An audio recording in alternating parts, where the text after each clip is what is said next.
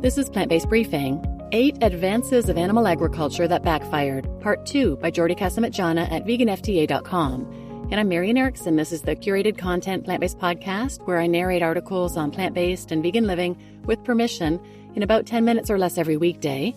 But today's episode would have been longer than that, so it's a two-parter. I read the first half yesterday, so go back and listen to that first, and then jump back here for part 2. And now let's get to today's plant-based briefing. 8 Advances of Animal Agriculture That Backfired, Part 2 by Jordi Casamitjana at VeganFTA.com. 4. Curated ultra-processed meat. The industrial processing of meat began during the late 19th and early 20th centuries, with the rise of preserved meats like sausages, bacon, or hot dogs, boosted by refrigeration, curing technologies, and the consolidation of the meatpacking industry in Chicago and Europe. To make meat last longer, appear tastier, and sell more cheaply, companies used curing salts such as sodium nitrite, smoking, and later chemical additives and stabilizers. Processed meat became a staple of convenience foods worldwide, marketed as modern and efficient. However, in 2015, the World Health Organization classified processed meat as a Group 1 carcinogen, the same category as tobacco and asbestos. Regular consumption of processed meat increases the risk of colorectal cancer by 18% per 50 grams per day, according to the WHO. Ultra-processing also introduces compounds like heterocyclic amines and polycyclic aromatic hydrocarbons, which damage DNA. A 2025 study found that eliminating meat from one's diet may significantly reduce the risk of developing cancer, with figures reaching up to 45% less risk for some cancers compared to those consuming standard animal-based diets. Highly processed meats are also linked to heart disease, type 2 diabetes, obesity, chronic inflammation, and premature death. Rather than a triumph of modern food innovation, processed meat has become a major driver of diseases. 5. Sheeps with extra long hair. The wool industry advances in breeding sheeps began in the 19th century with the rise of the merino sheep, particularly in Australia, which became the world's largest wool producer. Through selective breeding, farmers developed strains with excessive skin folds called wrinkles to increase surface area and thus more wool. This was considered a major success as wrinklier sheep meant more profit. However, the extra folds trap moisture, feces, and urine, making merinos particularly vulnerable to blowfly strike. This is a parasitic disease where female blowflies lay eggs in the soiled wool and the hatched maggots eat into the sheep's flesh. In Australia alone, over 3 million sheep suffer from fly strike every year. To counter this, in the 1930s, the industry developed the controversial mulesing procedure, which is a painful operation in which strips of skin are cut from lamb's hindquarters without anesthetic. This is done to create scar tissue that resists fly strike. Despite efforts to phase it out, millions of lambs continue to be mulesed annually. 6. Mega dairy farms. Large-scale dairy intensification began in the late 20th century across the U.S., Europe, and New Zealand. The mega dairy model, with thousands of cows in confined, high-yield operations, was marketed as efficient and technologically advanced.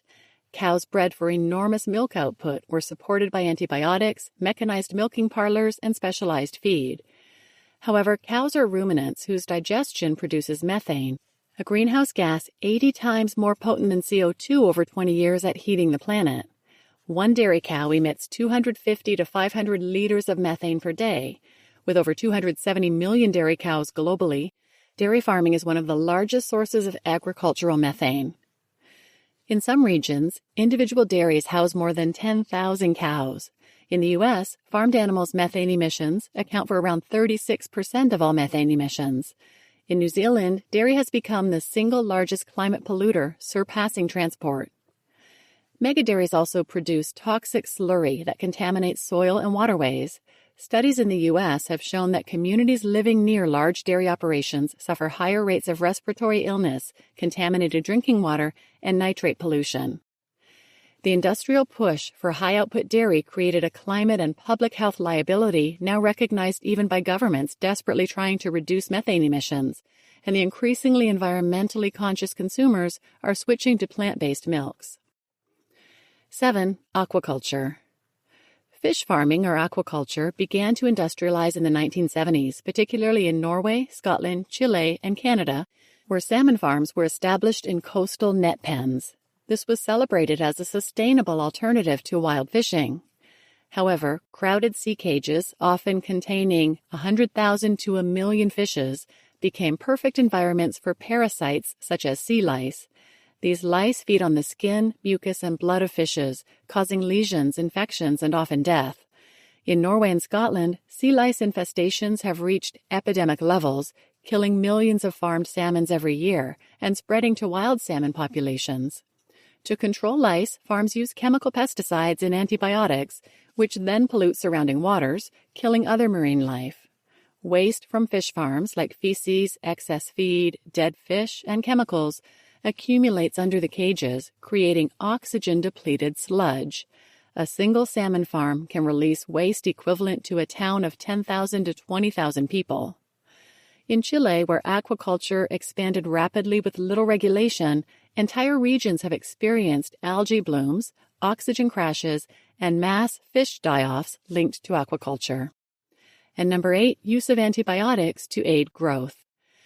Antibiotics were first introduced into animal farming in the 1950s after researchers discovered that adding small doses of antibiotics to feed made animals grow faster, likely by altering gut bacteria and reducing disease. This practice quickly spread across the U.S. and Europe, becoming standard in industrial farming. By the 1990s, around 70 to 80% of all antibiotics sold in some countries were being used on farm animals, not to treat illness, but to maximize growth and prevent infections caused by overcrowded conditions. This overuse accelerated the evolution of antimicrobial resistant, or AMR, bacteria, which can infect humans through food, water, air, or direct contact. The WHO now considers AMR one of the top 10 global public health threats, causing an estimated 1.3 million deaths annually. Resistant strains such as MSRA, E. coli, Campylobacter, and Salmonella have been linked directly to animal farms. In some pig farms, 90% of pigs carry antibiotic-resistant bacteria. Resistant superbugs have now been detected in supermarket meat, hospital patients, rivers near farms, and even remote wildlife. These are just some examples of animal agriculture practices that have backfired, even if seen from the industry's perspective. But the entire sector can now be considered a failure, as calls to replace it entirely with plant-based agriculture are growing, even beyond the vegan community. You just listened to 8 Advances of Animal Agriculture That Backfired, Part 2 by Jordi Casamitjana at VeganFTA.com. And I'm your host, Marian Erickson. I have numerous episodes in the podcast history on all of these topics. So if you use the search field at plantbasedbriefing.com, or if there's a good search field wherever you listen, enter those terms like antimicrobial resistance, and those will come up. So please share this episode with anyone who might benefit, and thanks for listening.